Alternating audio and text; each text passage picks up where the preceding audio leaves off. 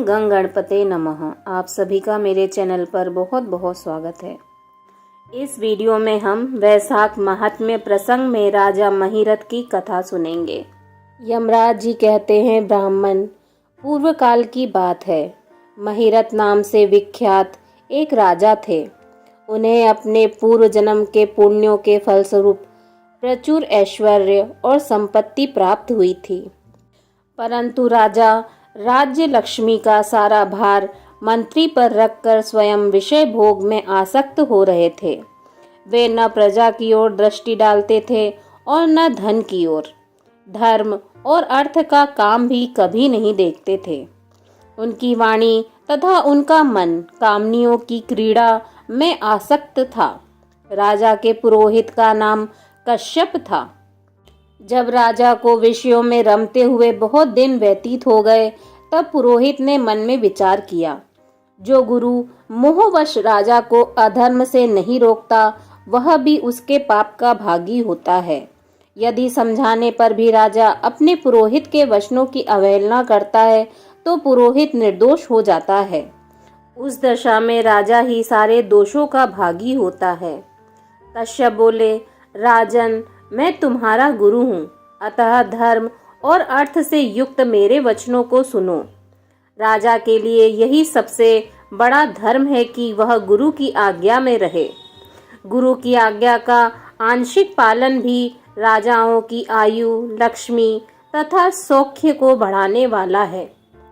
तुमने दान के द्वारा कभी ब्राह्मणों को तृप्त नहीं किया, भगवान श्री हरि विष्णु की आराधना नहीं की, कोई व्रत, तपस्या तथा तीर्थ भी नहीं किया। महाराज, कितने खेद की बात है कि तुमने काम के अधीन होकर कभी भगवान के नाम का स्मरण नहीं किया। अबलाओं की संगत में पड़कर विद्वानों की संगति नहीं की। जिसका मन स्त्रियों ने हर लिया, उसे अपनी विद्या, तपस्या, त्याग, नीति तथा विवेकशील चित्त से क्या लाभ हुआ। एकमात्र धर्म ही सबसे महान और श्रेष्ठ है, जो मृत्यु के बाद भी साथ जाता है। शरीर के उपभोग में आने वाली अन्य जितनी वस्तुएं हैं, वे सब यहीं नष्ट हो जाती हैं। धर्म की सहायता से ही मनुष्य दुर्गति से पार होता है। राजेंद्र, क्या तुम नहीं जानते, मनुष्यों के जीवन का विलास जल की उत्ताल तरंगों के समान चंचल एवं अनित्य है।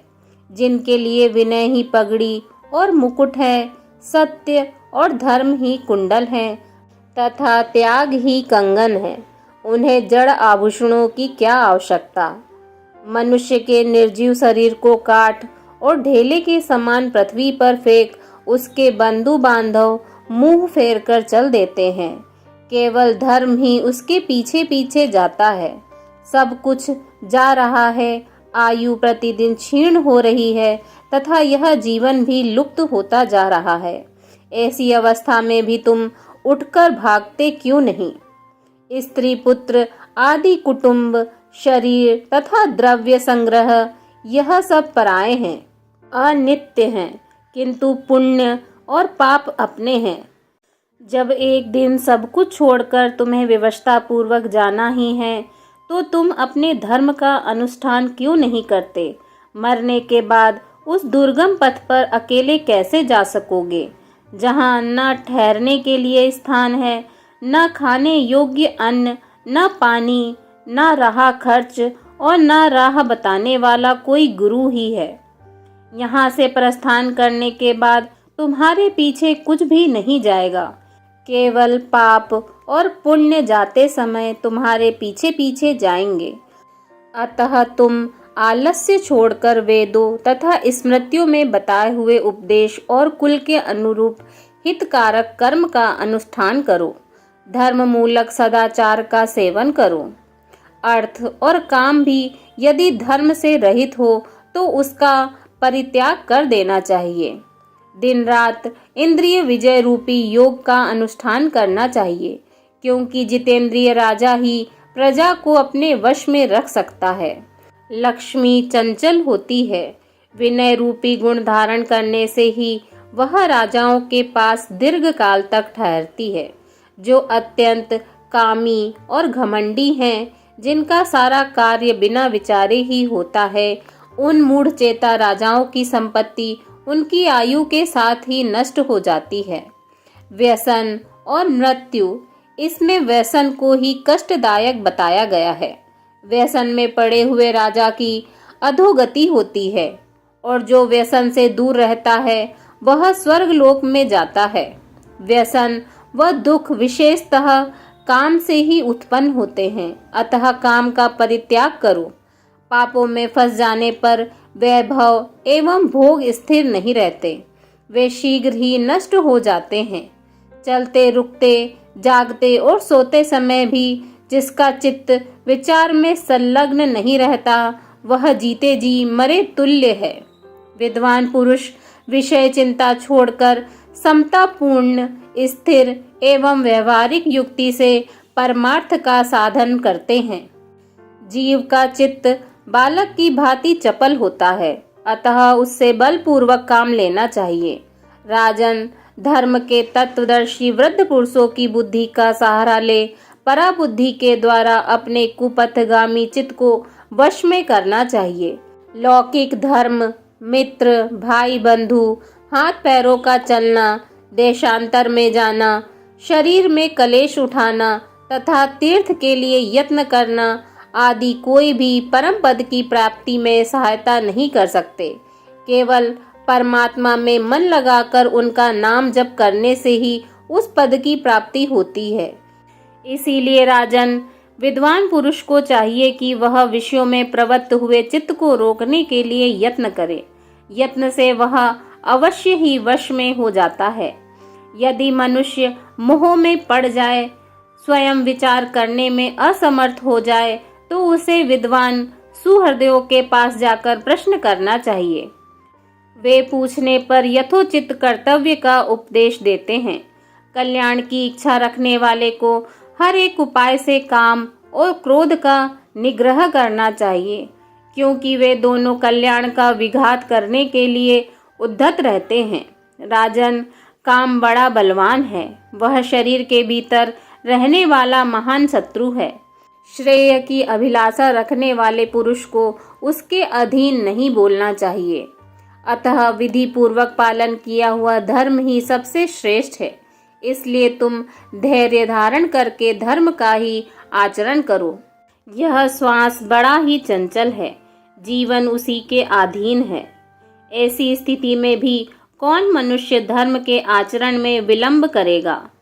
राजन, जो वृद्धावस्था को प्राप्त हो चुका है, उसका चित्त भी इन निषिद्ध विषयों की ओर से नहीं हटता। हाय, यह कितने शोक की बात है। पृथ्वीनाथ, इस काम के मोह में पड़कर तुम्हारी सारी उम्र व्यर्थ बीत गई। अब तो अपने हित साधनों में लगो। राजन, तुम्हारे लिए सर्वोत्तम हित की बात कहता हूँ, क्योंकि मैं तुम्हारा पुरोहित और तुम्हारे भले बुरे कर्मों का भागी हूँ। मुनीश्वरों ने ब्रह्म हत्या, सुरापान, चोरी, गुरु पत्नी गमन आदि महापातक बताए हैं। उनमें से मनुष्यों द्वारा मन, वाणी और शरीर से भी किए हुए जो पाप हैं, उन्हें वैशाख माह समाप्त कर देता है। जैसे सूर्य अंधकार का नाश करता है, उसी प्रकार वैशाख माह पाप रूपी महान अंधकार को सर्वथा नष्ट कर डालता है। इसलिए तुम विधि पूर्वक वैशाख व्रत का पालन करो। राजन, मनुष्य वैशाख माह की विधि के अनुष्ठान द्वारा होने वाले पुण्य के प्रभाव से जन्म भर किए हुए घोर पापों का परित्याग करके परम धाम को प्राप्त होता है। इसीलिए महाराज, तुम भी इस वैशाख माह में प्रातः स्नान करके विधि पूर्वक भगवान मधुसूदन का पूजन करो। जिस प्रकार कूटने छाटने की क्रिया से चावल की भूसी छूट जाती है, मांजने से तांबे की कालिख मिट जाती है, उसी प्रकार शुभ कर्मों का अनुष्ठान करने से पुरुष के अंतःकरण का मल धुल जाता है। राजा ने कहा, सौम्य स्वभाव वाले गुरुदेव, आपने मुझे वह अमृत पिलाया जिसका आविर्भाव समुद्र से नहीं हुआ है। आपका वचन संसार रूपी रोग का निवारण तथा दुर्व्यसनों से मुक्त करने वाला द्रव्य भिन्न औषध है। आपने कृपा करके मुझे आज इस औषध का पान कराया है। विप्रवर सत्पुरुषों का समागम मनुष्यों को हर्ष प्रदान करने वाला, उनके पापों को दूर भगाने वाला तथा जरा मृत्यु का अपहरण करने वाली संजीवनी बूटी है। इस पृथ्वी पर जो जो मनोरथ दुर्लभ माने गए हैं, वे सब यहाँ साधु पुरुषों के संग से प्राप्त हो जाते हैं।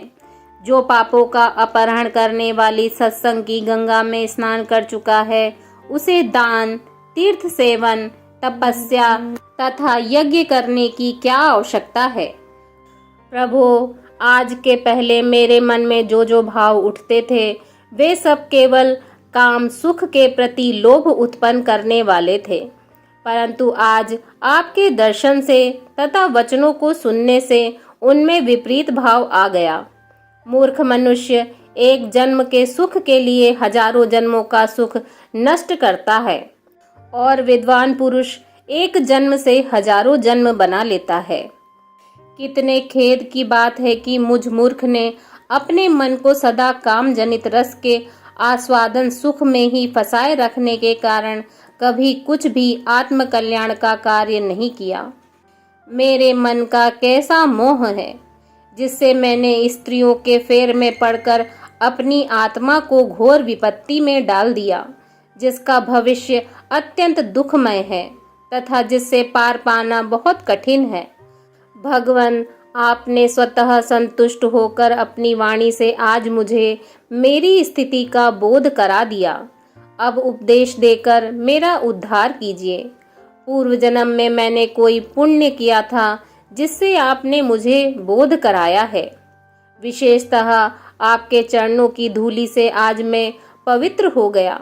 वक्ताओं में श्रेष्ठ, अब आप मुझे वैशाख माह की विधि बताइए।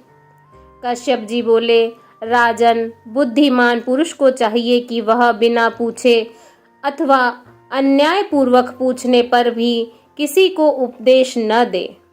लोक में जानते हुए भी जड़वत अनजान की भांति आचरण करे, परंतु विद्वानों, शिष्यों, पुत्रों तथा श्रद्धालु पुरुषों को उनके हित की बात कृपा पूर्वक बिना पूछे भी बतानी चाहिए। राजन, इस समय तुम्हारा मन धर्म में स्थित हुआ है, अतः तुम्हें वैशाख स्नान के उत्तम व्रत का पालन करवाऊंगा। तदंतर पुरोहित कश्यप ने राजा महिरथ से वैशाख मास में स्नान, दान तथा पूजन कराया। शास्त्र में वैशाख स्नान की जैसी विधि उन्होंने देखी थी, उसका पूरा पूरा पालन कराया। राजा महिरथ ने भी गुरु की प्रेरणा से उस समय विधि पूर्वक सब नियमों का पालन किया तथा माधव मास का जो जो विधान उन्होंने बताया, वह सब आदर पूर्वक सुना। उन नृपश्रेष्ठ ने प्रातः काल स्नान करके भक्ति भाव के साथ पाद्य और अर्घ्य आदि देकर श्री हरि का पूजन किया तथा नैवेद्य भोग लगाया। यमराज जी कहते हैं, ब्राह्मण तत्पश्चात राजा के ऊपर काल की दृष्टि पड़ी। अधिक मात्रा में रति का सेवन करने से उन्हें क्षय रोग हो गया था, जिससे उनका शरीर अत्यंत दुर्बल हो गया। अंतोगत्वा उनकी मृत्यु हो गई। उस समय मेरे तथा भगवान विष्णु जी के दूत भी उन्हें लेने पहुँचे। विष्णु दूतों ने, ये राजा धर्मात्मा है, यूं कहकर मेरे सेवकों को डांटा और स्वयं राजा को विमान पर बैठाकर वे वैकुंठ लोक में ले गए। वैशाख मास में प्रातः काल स्नान करने से राजा का पातक नष्ट हो चुका था। भगवान विष्णु जी के दूत अत्यंत चतुर होते हैं। वे भगवान की आज्ञा के अनुसार राजा महिरथ को नरक मार्ग के निकट से ले चले। जाते जाते राजा ने नरक में पकाए जाने के कारण घोर चित्कार करने वाले नारकीय जीवों का अंतर्नाद सुना। कढ़ा में डालकर ओटाए जाने वाले पापियों का क्रंदन बड़ा भयंकर था। सुनकर राजा को बड़ा विस्मय हुआ।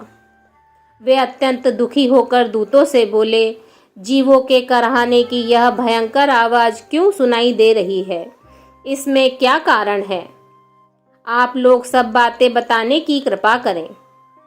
विष्णुदूत बोले, जिन प्राणियों ने धर्म की मर्यादा का परित्याग किया है, जो पापाचारी एवं पुण्यहीन हैं, वे तामिस्त्र आदि भयंकर नरकों में डाले गए हैं। पापी मनुष्य प्राण त्याग के पश्चात यमलोक के मार्ग में आकर भयानक दुख भोगते हैं। यमराज के भयंकर दूत उन्हें इधर उधर घसीटते हैं और वे अंधकार में गिर पड़ते हैं।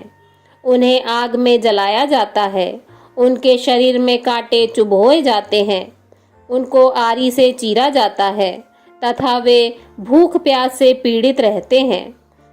पीप और रक्त की दुर्गंध के कारण उन्हें बार बार मूर्छा आ जाती है। कहीं वे खौलते हुए तेल में ओटाए जाते हैं, कहीं उन पर मूसलों की मार पड़ती है और कहीं तपाए हुए लोहे की शिलाओं पर डालकर उन्हें पकाया जाता है। कहीं वमन, कहीं पीप और कहीं रक्त उन्हें खाने को मिलता है। मुर्दों की दुर्गंध से भरे हुए करोड़ों नरक हैं, जहां शरपत्र वन है, शिलापात के स्थान है, जहां पापी शिलाओं पर पटके जाते हैं तथा वहां की समतल भूमि भी आग से तपी हुई होती है। इसके सिवा गर्म लोहे के, खौलते हुए तेल के, मैदा के, तपे हुए स्तंभ के तथा कूट शाल्यमली नाम के भी नरक हैं। छुरे, कांटे, कील और उग्र ज्वाला के कारण क्षोभ एवं भय उत्पन्न करने वाले बहुत से नरक हैं। कहीं तपी हुई वैतरणी नदी है, कहीं पीप के भरे हुए अनेकों कुंड हैं। इन सब में पृथक पृथक पापियों को डाला जाता है। कुछ नरक ऐसे हैं जो जंगल के रूप में हैं। वहां के पत्ते तलवार की धार के समान तीखे हैं, इसी से उन्हें असीपत्र वन कहते हैं। वहां प्रवेश करते ही नर नारियों के शरीर कटने और छिलने लगते हैं। कितने ही नरक घोर अंधकार तथा आग की लपटों के कारण अत्यंत दारुण प्रतीत होते हैं। इनमें बार बार यातना भोगने के कारण पापी जीव नाना प्रकार के स्वरों में रोते और विलाप करते हैं। राजन, इस प्रकार के शास्त्र विरुद्ध कर्म करने वाले पापी जीव कराहते हुए नरक यातना का कष्ट भोग रहे हैं। उन्हीं का यह क्रंदन हो रहा है। सभी प्राणियों को अपने पूर्व कृत्य कर्मों का भोग भोगना पड़ता है। पराई स्त्रियों का संग प्रसन्नता के लिए किया जाता है, किंतु वास्तव में वह दुख ही देने वाला होता है। 2 घड़ी तक किया हुआ विषय सुख का आस्वादन अनेक कल्पों तक दुख देने वाला होता है। राजेंद्र, तुमने वैशाख माह में प्रातः स्नान किया है। उसकी विधि का पालन करने से तुम्हारा शरीर पावन बन गया है। उसे छूकर बहने वाली वायु का स्पर्श पाकर ये क्षण भर के लिए सुखी हो गए हैं। तुम्हारे तेज से इन्हें बड़ी तृप्ति मिल रही है। इसी से अब ये नरक वृत्ति जीव कराना छोड़कर चुप हो गए हैं। पुण्यवानों का नाम भी यदि सुना या उच्चारण किया जाए तो वह सुख का साधक होता है तथा उसे छूकर चलने वाली वायु भी शरीर में लगने पर बड़ा सुख देती है। यमराज जी कहते हैं, करुणा के सागर राजा महिरथ अद्भुत कर्म करने वाले भगवान श्री विष्णु के दूतों की उपयुक्त बात सुनकर द्रवित हो उठे। निश्चय ही साधु पुरुषों का हृदय मक्खन के समान होता है। जैसे नवनीत आग की आंच पाकर पिघल जाता है, उसी प्रकार साधु पुरुषों का हृदय भी दूसरों के संताप से संतप्त होकर द्रवित हो उठता है। उस समय राजा ने दूतों से कहा। राजा बोले, इन्हें देखकर मुझे बड़ी व्यथा हो रही है। मैं इन व्यथित प्राणियों को छोड़कर जाना नहीं चाहता। मेरी समझ में सबसे बड़ा पापी वही है जो समर्थ होते हुए भी वेदनाग्रस्त जीवों का शोक दूर न कर सके। यदि मेरे शरीर को छूकर बहने वाली वायु के स्पर्श से ये जीव सुखी हुए हैं तो आप लोग मुझे उसी स्थान पर ले चलिए, क्योंकि जो चंदन वृक्ष की भांति दूसरों के ताप दूर करके उन्हें आनंदित करते हैं तथा जो परोपकार के लिए स्वयं कष्ट उठाते हैं, वे ही पुण्य आत्मा हैं। संसार में वे ही संत हैं जो दूसरों के दुखों का नाश करते हैं। तथा पीड़ित जीवों की पीड़ा दूर करने के लिए जिन्होंने अपने प्राणों को तिनके के समान न्यौछावर कर दिया है। जो मनुष्य सदा दूसरों की भलाई के लिए उद्धत रहते हैं, उन्होंने ही इस पृथ्वी को धारण कर रखा है। जहाँ सदा अपने मन को ही सुख मिलता है, वह स्वर्ग भी नरक के ही समान है। अतः साधु पुरुष सदा दूसरों के सुखों से ही सुखी होते हैं। यहाँ नरक में गिरना अच्छा, प्राणों से वियोग हो जाना भी अच्छा, किंतु पीड़ित जीवों की पीड़ा दूर किए बिना एक क्षण भी सुख भोगना अच्छा नहीं है। दूत बोले, राजन, पापी पुरुष अपने कर्मों का ही फल भोगते हुए भयंकर नरक में पकाए जाते हैं। जिन्होंने दान, होम अथवा पुण्य तीर्थ में स्नान नहीं किया है, मनुष्यों का उपकार तथा कोई उत्तम पुण्य नहीं किया है, वे ही परलोक में आने पर घोर नरकों में पकाए जाते हैं। जिनका शील स्वभाव दूषित है, जो दुराचारी व्यवहार में निंदित, दूसरों की बुराई करने वाले एवं पापी हैं, वे ही नरकों में पड़ते हैं। जो पापी अपने मर्म भेदी वचनों से दूसरों का हृदय विदीर्ण कर डालते हैं तथा जो पराई स्त्रियों के साथ विहार करते हैं, वे नरकों में पकाए जाते हैं। महाभाग भूपाल, आओ अब भगवान के धाम चलें। तुम पुण्यवान हो, अतः अब तुम्हारा यहाँ ठहरना उचित नहीं है। राजा ने कहा, विष्णु दूतगण, यदि मैं पुण्य आत्मा हूँ तो इस महाभयंकर यातना मार्ग में कैसे लाया गया? मैंने कौन सा पाप किया है तथा किस पुण्य के प्रभाव से मैं विष्णु धाम को जाऊंगा? आप लोग मेरे इस संशय का निवारण करें। दूत बोले, राजन, तुम्हारा मन काम के अधीन हो रहा था, इसलिए तुमने कोई पुण्य यज्ञ अनुष्ठान अथवा यज्ञ अवशिष्ट अन्न का भोजन नहीं किया, इसलिए तुम्हें इस मार्ग में लाया गया है। किंतु लगातार 3 वर्षों तक तुमने अपने गुरु की प्रेरणा से वैशाख मास में विधि पूर्वक प्रातः स्नान किया है तथा महापापों और अति पापों की राशि का विनाश करने वाले भक्त वत्सल विश्वेश्वर भगवान मधुसूदन की भक्ति पूर्वक पूजा की है। यह सब पुण्यों का सार है। केवल इसी एक पुण्य से तुम देवताओं द्वारा पूजित होकर श्री विष्णु धाम को ले जाए जा रहे हो। हे नरेश्वर, जैसे एक ही चिंगारी पड़ जाने से तिनकों की राशि भस्म हो जाती है, उसी प्रकार वैशाख में प्रातः स्नान करने से पाप राशि का विनाश हो जाता है। जो वैशाख में शास्त्रोक्त नियमों से युक्त होकर स्नान करता है, वह हरि भक्त पुरुष अति पापों के समूह से छुटकारा पाकर विष्णु पद को प्राप्त होता है।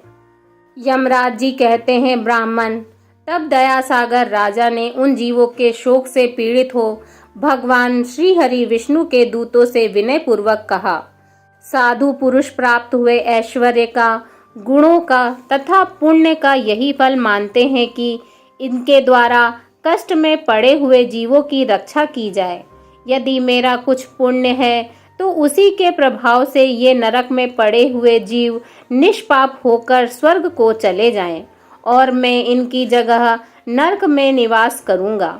राजा के ऐसे वचन सुनकर श्री विष्णु जी के मनोहर दूत उनके सत्य और उदारता पर विचार करते हुए इस प्रकार बोले, राजन, इस दया रूप धर्म के अनुष्ठान से तुम्हारे संचित धर्म की विशेष वृद्धि हुई है। तुमने वैशाख मास में जो स्नान, दान, जप, होम, तप तथा देव पूजन आदि कर्म किए हैं, वे अक्षय फल देने वाले हो गए हैं। जो वैशाख मास में स्नान दान करके भगवान का पूजन करता है, वह सब कामनाओं को प्राप्त होकर भगवान श्री हरि विष्णु जी के धाम को जाता है। एक और तप, दान और यज्ञ आदि की शुभ क्रियाएं और एक और विधि पूर्वक आचरण में लाया हुआ वैशाख मास का व्रत हो तो यह वैशाख मास ही महान है। राजन, वैशाख मास में एक दिन का भी जो पुण्य है, वह तुम्हारे लिए सब दानों से बढ़कर है। दया के समान धर्म, दया के समान तप, दया के समान दान और दया के समान कोई मित्र नहीं है। पुण्य का दान करने वाला मनुष्य सदा लाख गुना पुण्य प्राप्त करता है। विशेषतः तुम्हारी दया के कारण धर्म की अधिक वृद्धि हुई है। जो मनुष्य दुखित प्राणियों का दुख से उद्धार करता है वही संसार में पुण्य आत्मा है। उसे भगवान नारायण के अंश से उत्पन्न समझना चाहिए। राजन, वैशाख मास की पूर्णिमा को तीर्थ में जाकर जो तुमने सब पापों का नाश करने वाला स्नान दान आदि पुण्य किया है, उसे विधिवत भगवान श्री हरि को साक्षी बनाकर 3 बार प्रतिज्ञा करके इन पापियों के लिए दान कर दो, जिससे ये नरक से निकलकर स्वर्ग को चले जाएं। हमारा तो ऐसा विश्वास है कि पीड़ित जंतुओं को शांति प्रदान करने से जो आनंद मिलता है उसे मनुष्य स्वर्ग और मोक्ष में भी नहीं पा सकता। सौम्य, तुम्हारी बुद्धि दया एवं दान से दृढ़ है। इसे देखकर हम लोगों को भी उत्साह होता है। राजन, यदि तुम्हें अच्छा जान पड़े तो अब बिना विलंब किए इन्हें वह पुण्य प्रदान करो जो नरक यातनाओं के दुख को नष्ट करने वाला है। विष्णु दूतों के यूं कहने पर दयालु राजा महिरथ ने भगवान गदाधर को साक्षी बनाकर 3 बार प्रतिज्ञा पूर्वक संकल्प करके उन पापियों के लिए अपना पुण्य अर्पण किया। वैशाख मास के एक दिन के ही पुण्य का दान करने पर वे सभी जीव यम यातना के दुख से मुक्त हो गए।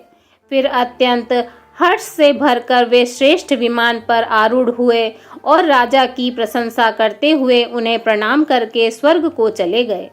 इस दान से राजा को विशेष पुण्य की प्राप्ति हुई। मुनियों और देवताओं का समुदाय उनकी स्तुति करने लगा तथा वे जगदीश्वर श्री विष्णु जी के पार्षदों द्वारा अभिवंदित होकर उस परम पद को प्राप्त हुए जो बड़े बड़े योगियों के लिए भी दुर्लभ है। द्विजश्रेष्ठ, यह वैशाख मास और पूर्णिमा का कुछ महत्व यहाँ थोड़े में बतलाया गया है। यह धन, यश, आयु तथा परम कल्याण प्रदान करने वाला है।